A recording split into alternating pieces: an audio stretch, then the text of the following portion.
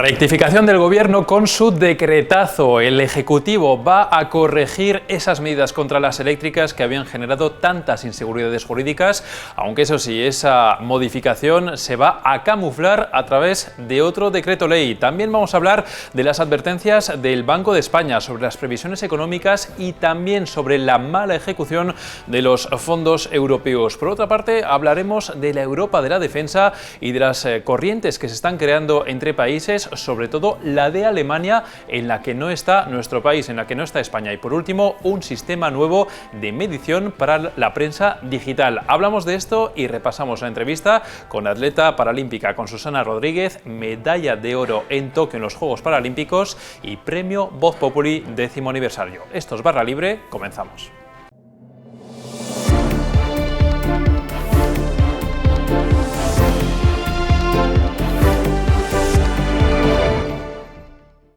Y comenzamos esta edición de Barra Libre, comenzamos con esa noticia que adelantábamos en portada. El Gobierno rectifica, el Gobierno se tiene que echar para atrás en el famoso decretazo y corregir mediante decreto ley esas medidas que iban pues en contra de las grandes eléctricas y que habían generado una importante inseguridad jurídica en el sector. Lo comentamos con nuestro compañero, con Alberto Sanz. Alberto, ¿qué tal? ¿Qué tal, Alberto? A ver, digamos que el Gobierno rectifica, pero camufla esa rectificación dentro de otro decreto ley que hoy va a salir en el Consejo de Ministros. Eso es, el Gobierno anunciaba el pasado domingo, Pedro Sánchez, en un congreso en Extremadura del Partido Socialista, que preparaban un paquete de ayudas valorado en 100 millones de euros para los hogares vulnerables para que pudieran afrontar la gran subida de la luz de cara al invierno.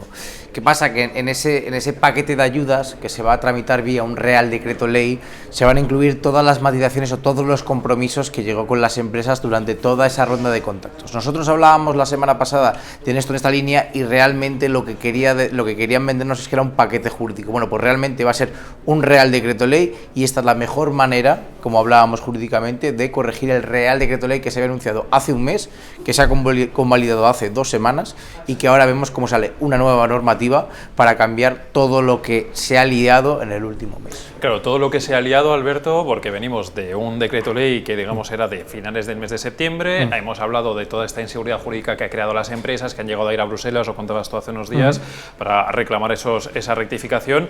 Y vemos finalmente, como tú mismo la semana pasada ya decías que se estaba preparando por parte del Gobierno este paquete jurídico, esta rectificación.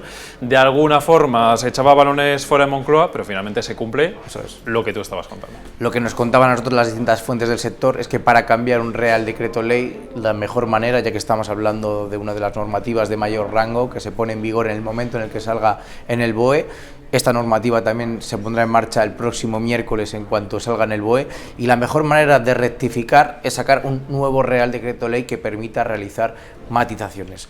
Lo que nos están comentando desde el sector es que esto no va a parar el ruido, ni el cabreo, ni el malestar de las empresas. Seguirá el trámite vía Bruselas. Comentaba Iberdrola que la mejor manera es frenar completamente el Real Decreto Ley, frenar también la ley de emisión de CO2. Hay muchos frentes abiertos. Lo que está haciendo con esta normativa el Gobierno es bajar un poco los humos y aceptar un poco, ceder en esa ronda de contactos que tuvo. Y lo que hay que ver es cuáles van a ser los siguientes pasos, porque vamos a seguir con estos capítulos. La luz va a seguir cara, viene el frío, viene mucho frío, vienen las altas demandas de energía y las empresas seguirán batallando y los consumidores seguiremos sufriendo los altos precios. Pues una rectificación del decretazo que vemos no apacigua, digamos, los ánimos entre el Gobierno y las eléctricas. Alberto Sanz, gracias por tu información. Gracias a vosotros. Y este lunes ha sido un día muy cargado en lo económico y vamos a desmenuzar un poco esa visita que ha tenido España por parte de un comisario europeo y también, sobre todo, los inquietantes mensajes del Banco de España. Hablamos de todo esto con nuestra compañera, con Beatriz Triguero. Beatriz, ¿qué tal? Hola, Alberto. A ver, Beatriz, hemos visto cómo este lunes ha venido el comisario de Economía europeo, el italiano Paolo Gentiloni, ha venido a España para escuchar un poquito de primera mano por dónde van los tiros de España en materia de reformas y también hablar de los famosos fondos europeos. Y en paralelo, ese, digamos, doble tirón de orejas del Banco de España diciendo que, al igual que otros organismos internacionales, también está viendo que haber que revisar a la baja las previsiones, pero es que además, importante para las previsiones económicas, resulta que esos fondos europeos que espera España igual no llegan tan rápido como cabría esperar. Sí, vamos a empezar por el Banco de España, que ha arrojado este lunes un doble jarro de agua fría sobre el Gobierno y sus previsiones macroeconómicas, como decías, que son bastante optimistas en relación a lo que el Banco de España espera. Por un lado, el regulador cree que el crecimiento del país no será tan elevado como lo esperaba, y por otro, evidencia un atasco en el uso de fondos europeos que son claves en la recuperación económica de los próximos años, ¿no? Entonces, durante su comparecencia en la Comisión de Presupuestos en el Congreso, Hernández de Cos lo que ha venido a decir es que el ritmo de ejecución de los Next Generation no está siendo todo lo rápido que debería, o mejor dicho, pues está siendo inferior a lo previsto.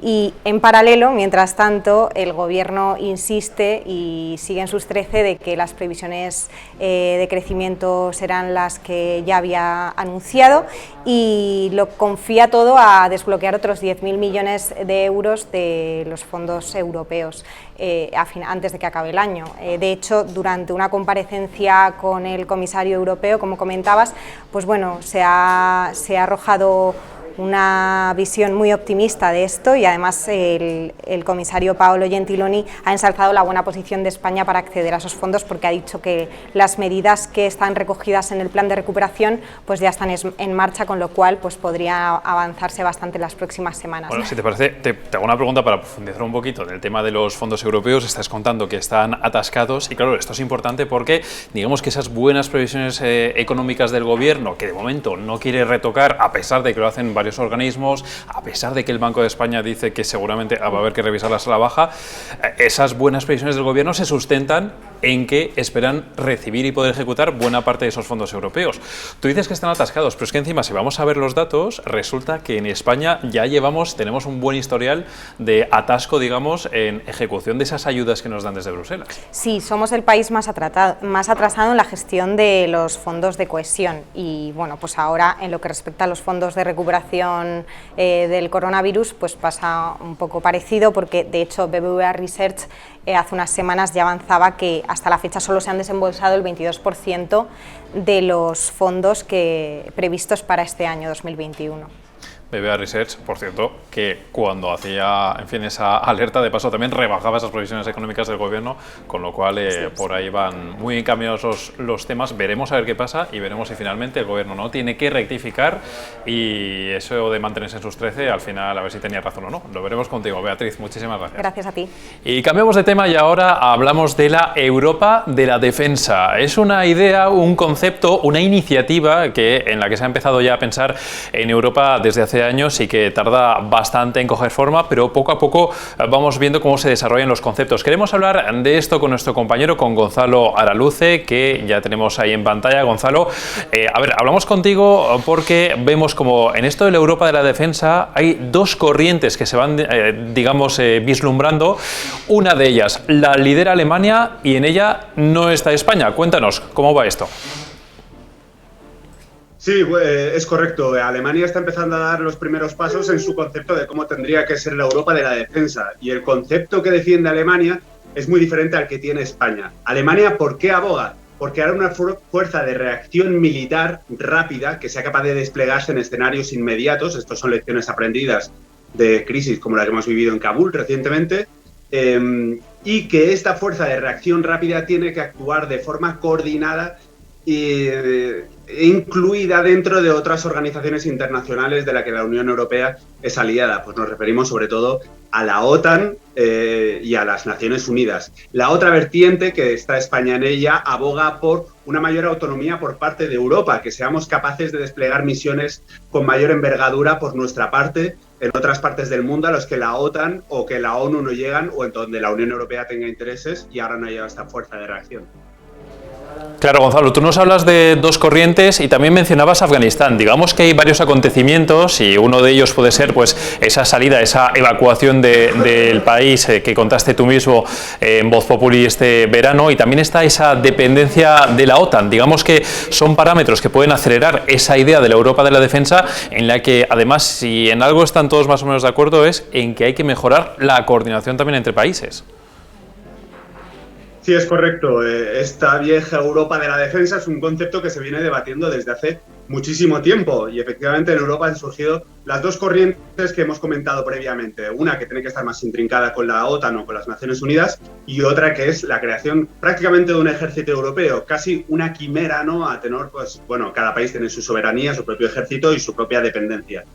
Entonces, es verdad que episodios como el de Afganistán han demostrado que Europa tiene que coordinarse de una forma más activa y no solamente eso, sino tener capacidad de iniciativa en un escenario de crisis, en un escenario convulso como el que ha sido Kabul.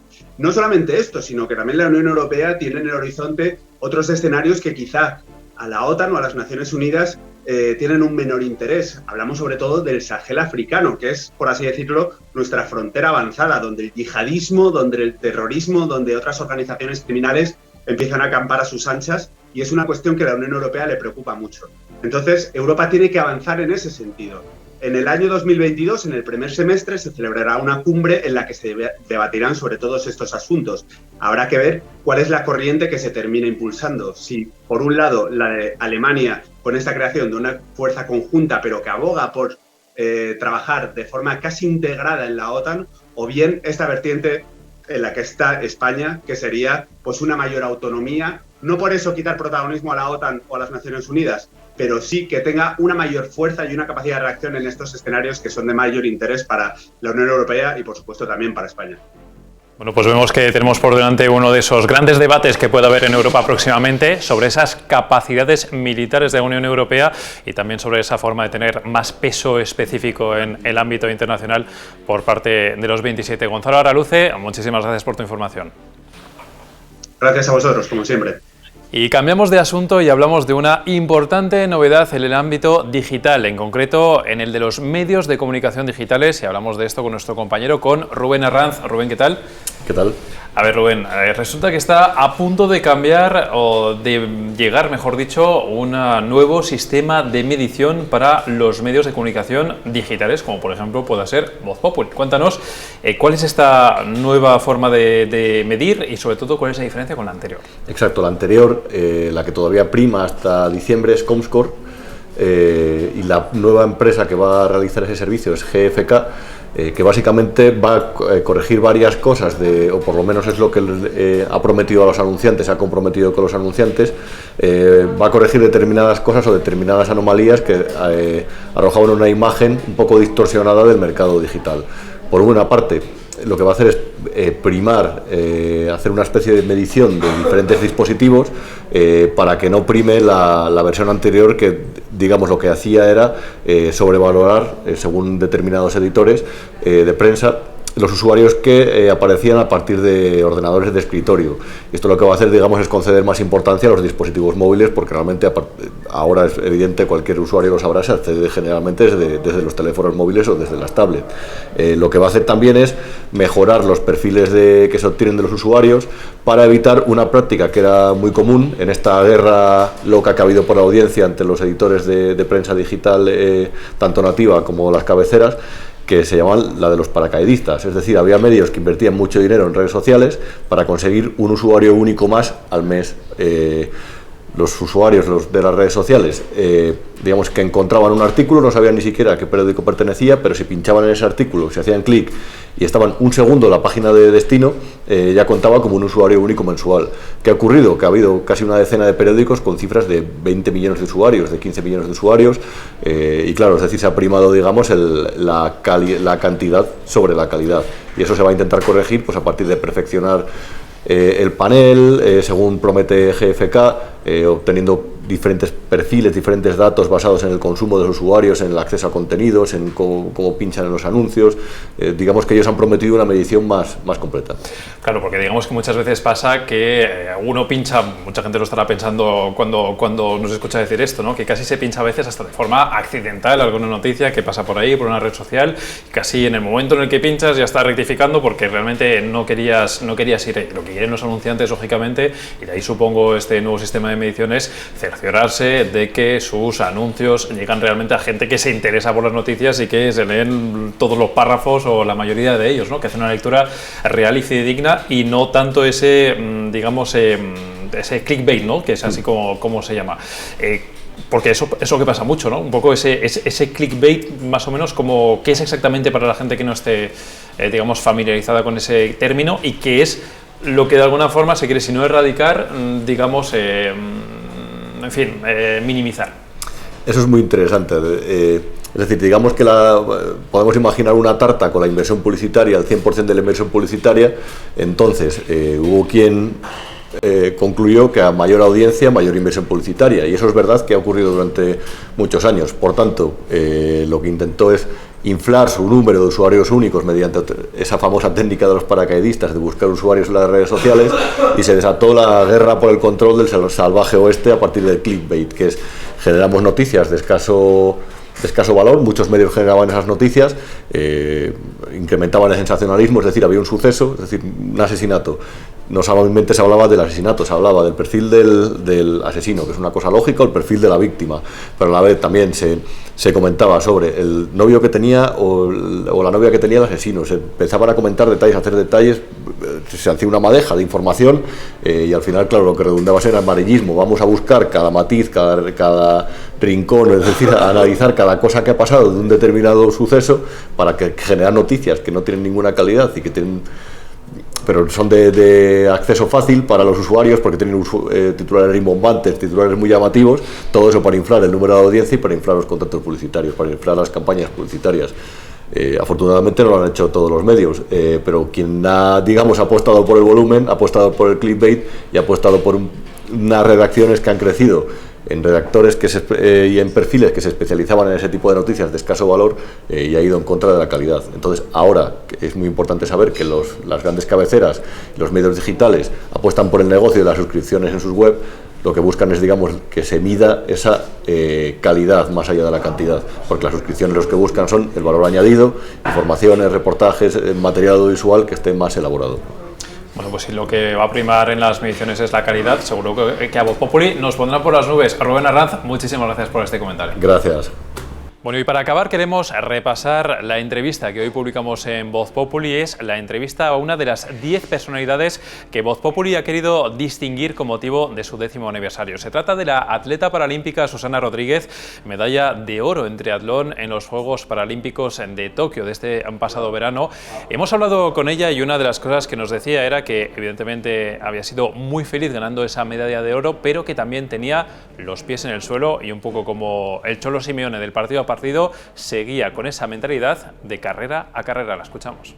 Muy feliz, también muy agradecida por todo el apoyo, por todos los reconocimientos que están llegando, y también con los pies en la tierra, porque al final, cuando haya la siguiente carrera, todas partimos de cero, todas partimos de la misma situación, y lo que hayas hecho tiene que valerte para darte confianza en ti misma y saber que con el trabajo puedes hacer las cosas bien.